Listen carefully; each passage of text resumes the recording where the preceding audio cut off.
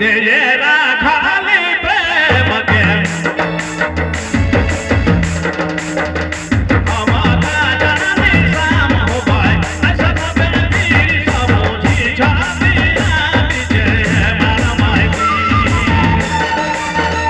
हमारा जाने शाम हो पाए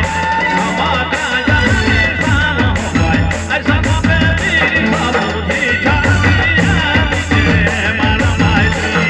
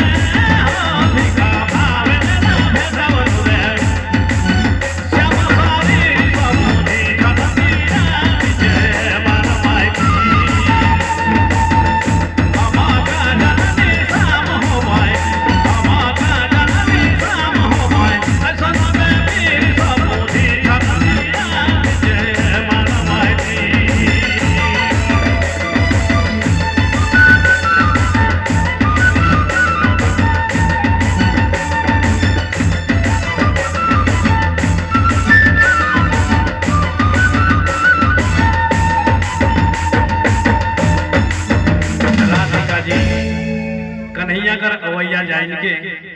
तरह तरह का सेज सजा है तरह तरह कर पाक पकवान बनाई